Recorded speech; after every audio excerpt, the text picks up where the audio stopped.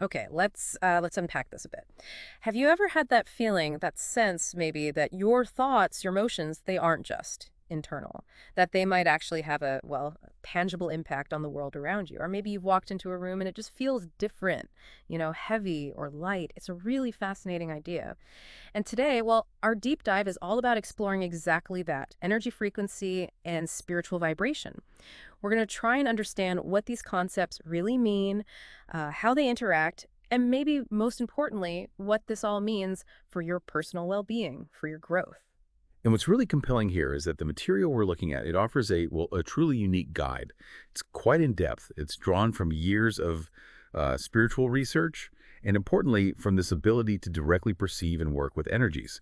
So our mission for you today really is to distill these insights, give you a clear, comprehensive understanding of how your energy, your emotions, and your consciousness are all intricately linked, and how knowing this can directly impact your own personal development. Okay, so let's start with the basics then.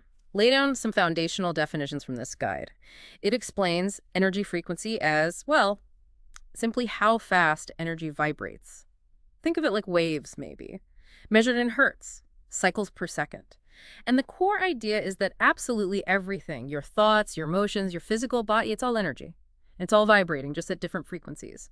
The guide also points out something interesting, that the range science can measure right now. It's just a tiny fraction of the universe's whole energetic spectrum. Right. And then distinct from that frequency, how fast it vibrates, we have spiritual vibration. This is more about the quality, you could say, the characteristic resonance of someone's overall energy field. The material often measures this using something it calls the chakra scale. Ah, chakras. Yeah, So energy centers in the body. exactly. Think of them as distinct centers, each linked to different emotional, mental, spiritual states. Like the root chakra, for example, that's usually tied to feelings of safety, survival, that sort of thing. And your spiritual vibration, it's directly influenced by your dominant thoughts, your emotional landscape, and your spiritual practices too. The connection is pretty clear, actually. Okay. High spiritual vibrations, they're linked to positive feelings, love, enlightenment, while lower vibrations tend to be tied to negative emotions, fear, more limited awareness. So if we zoom out a bit, why does this distinction matter so much? Speed versus quality. Well, grasping that difference, the how fast versus the quality, it's really crucial. It sets the foundation, you see, for understanding how our internal state shapes our external reality. And maybe more importantly, how we can consciously engage with that, how we can influence it. Okay, that makes sense. So now let's get to the heart of this, right? The energy frequency and spiritual vibration chart from the source material. This isn't just theory, is it? It's described as a pretty unique spiritual blueprint.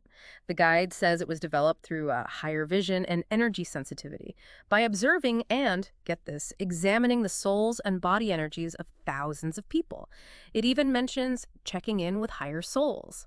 That's quite a claim. It really is an extraordinary claim about the origin, isn't it? Higher vision, energy sensitivity, checking in with higher souls. It definitely positions this chart in a unique space. The guide suggests these insights come from a kind of deep intuitive perception of energy, something beyond our normal physical senses, allowing for a direct reading of these vibrational states. And it's presented as a general guide, right? It functions as both an emotional vibrational chart and a human body frequency chart. The material really stresses the importance of introspection here, really looking within honestly to identify the feelings and thoughts that match the chart's descriptions. Self-awareness is key. And the core principle, as we'll see, is that spiritual energy levels rise as vibration levels go up, generally speaking, though individual experiences can vary, of course. All right, let's walk through it then. If we picture this chart like a spectrum, where does it start? The lowest end. Okay, so at the very bottom, the guide calls it basic consciousness. Basic consciousness. This level is linked to the root chakra, and the dominant feelings here are really deep survival fears. We're talking fear of death, anxiety about money, illness, getting older, Yeah. and a strong impulse for basic reproduction. Wow, that sounds intense. Like being constantly on edge. Exactly. Like every unexpected bill or, health worry feels like a direct threat to your existence. These powerful emotions, they create a very low spiritual vibration. It leads to identifying really strongly with the physical body, attracting negativity, and often feeling stuck, stagnant. It makes any real spiritual progress incredibly difficult from that state. Yeah, that sounds really challenging. So moving up this ladder, what's the next step? The next emotional landscape. Just above that, we get to what the guide calls low consciousness. This is tied to the second chakra. Okay, low consciousness. Here, the focus shifts. People are largely driven by intense emotions around intimate relationships, sexual attraction.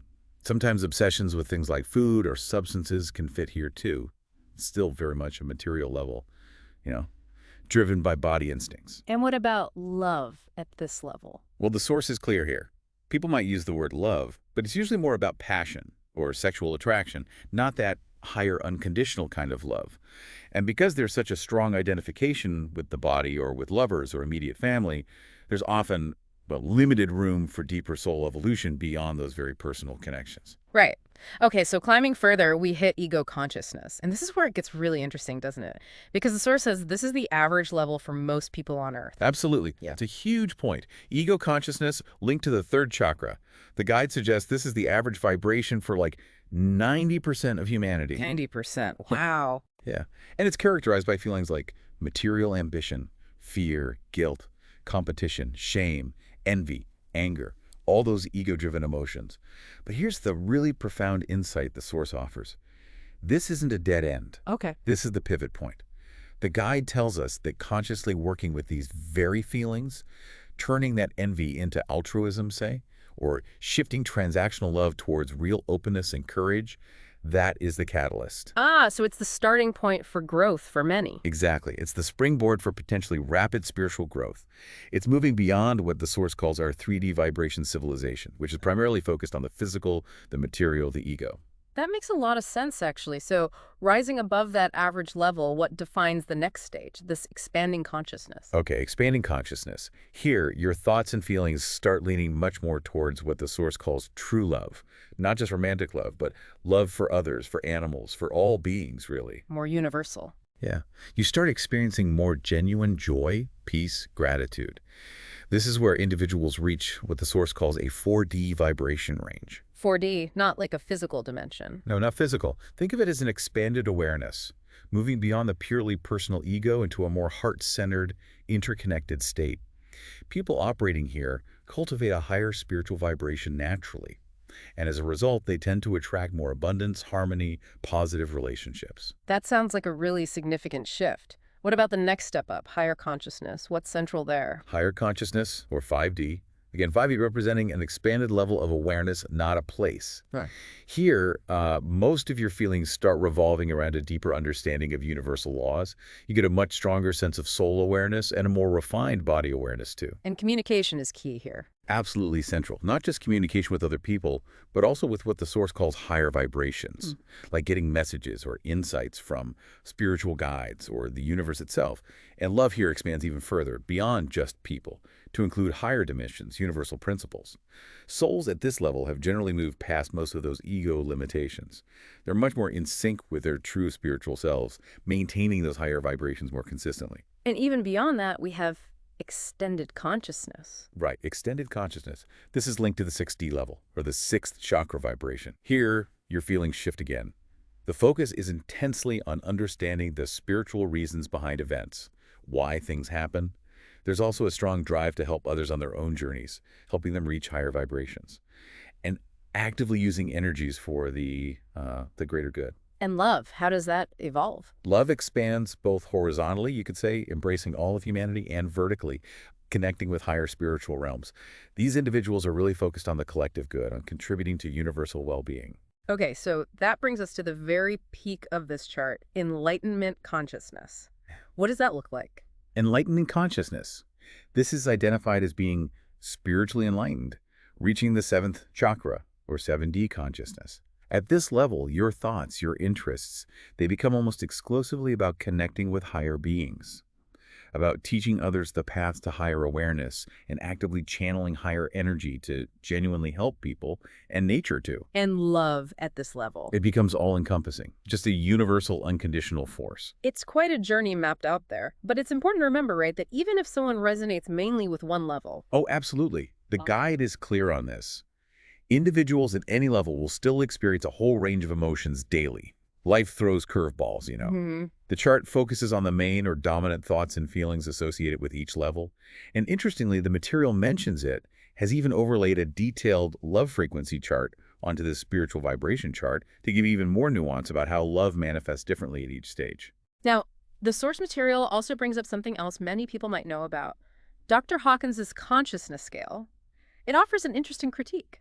Yeah, it does. And this raises an important point for anyone seriously engaging with this kind of work. While Hawkins' scale is well known, our guide points out what it considers to be, well, many inaccuracies. Like what, for example? For instance, it notes Hawkins places peace above love, or ranks acceptance below reason, courage beneath neutrality, things like that. The source suggests you don't even need to be super spiritually inclined to maybe see some inconsistencies there. So what's the takeaway then? Is Hawkins' scale useless, according to this source? Not entirely, no. The guide suggests that despite these perceived flaws, Hawkins' scale can still offer a useful, kind of high-level overview, especially for people who are maybe new to spirituality, who aren't too concerned with the finer, intricate details yet. But it strongly advises that medium to advanced spirituals should never try to follow Hawkins' scale. That's a direct quote. Because of these inaccuracies, it could potentially mislead them. Okay, so we've explored this incredible map, this chart of consciousness. But the big question, the practical one for everyone listening, is how do we actually use this? How do we translate this understanding into, concrete steps to elevate our own energy, our own spiritual vibration? Exactly. That's the key, isn't it? And our guide gives us several really actionable steps. First up, mindfulness and meditation. Makes sense, right? Calming the mind. Yeah. Regular practice helps you find inner peace, mental clarity, heightened awareness, all of which directly impacts your energetic state. Then there's gratitude, actively, consciously concentrating on the positives daily instead of, dwelling on the negatives. Simple but powerful. Very. And Right. positive affirmations. These are great for working on the subconscious, shifting it away from negative or limiting beliefs towards more empowering ones. But according to this source, based on its deep experience, the single most powerful practice, though often the most challenging, is emotional healing. Dealing with the baggage. Pretty much. Think of it like clearing out old emotional clutter. You can't really bring in fresh, high-vibe energy if the space is packed with past hurts, old traumas, limiting beliefs. So it involves acknowledging, processing, and consciously letting go of that stuff. And this is crucial for bigger spiritual health. The guide really emphasizes this. It says achieving significant goals like, say, a Kundalini awakening that's a powerful energy activation, or just a broader spiritual awakening, it heavily depends on releasing these blocks. Ignoring this step, the guide warns, will absolutely hold back your spiritual growth. It limits how high you can genuinely vibrate. Okay, that's a big one. Emotional healing. What else contributes to moving up the scale? Well, the basics are still important. Diet and exercise. Eating nourishing, high-vibration food, staying physically active. It keeps your body's energy strong and clear. Makes sense. Your physical vessel. Exactly. And also, surrounding yourself with positivity. This is huge. Actively building relationships with positive, uplifting people, and just as importantly, minimizing your exposure to negativity, whether that's people, media, whatever. Creates a supportive environment. Right. And finally, consistently engaging in spiritual practices that resonate with you. Could be prayer, yoga, energy healing, connecting with nature, anything that deepens your connection to your higher self and helps elevate your vibration. Now, as we start to wrap this up, there's one more key distinction the source makes, which feels really important to grasp. It's about our physical bodies and our souls having distinct vibrational frequencies. Can you elaborate on that? Yeah, this is fascinating. What the guide points out is that while our physical bodies have their own unique vibrations, and it even provides a separate body frequency chart covering those first 5 levels of consciousness we talked about, Okay. our souls actually possess the potential to reach all 7 levels shown in the main spiritual vibration chart. So the soul has a higher ceiling, potentially. Exactly. Your soul can aspire to and potentially reach even higher vibrational states than your physical body might currently resonate with. It shows the potential for growth is immense. And it's important to remember, the guide reminds us, that seeing changes in our physical reality, our 3D world, it doesn't happen instantly, right? No, absolutely not. It takes consistent time, patience. Real-world results only start appearing when a certain vibration level isn't just briefly touched, but genuinely reached and maintained over a period of time. Consistency is key. So patience and persistence. Definitely. So for you listening, try to think of this spiritual frequency chart not just as, interesting theory, but as a really practical, actionable guide. It's a tool. It's designed to help you boost both your body and your soul vibrations. It's like a roadmap, really, and maybe an encouragement to just keep going, keep putting in that consistent effort. Stay mindful, embrace the journey. So here's a final thought to leave you with as you go about your day. If our internal landscape, our thoughts, our emotions, is constantly shaping our vibrational frequency and therefore our experience of reality, what one conscious choice could you make right now, today, to maybe shift just 1 degree higher on that scale? And just imagine, how might that one subtle, intentional shift begin to slowly, maybe profoundly redefine your entire experience of the world around you?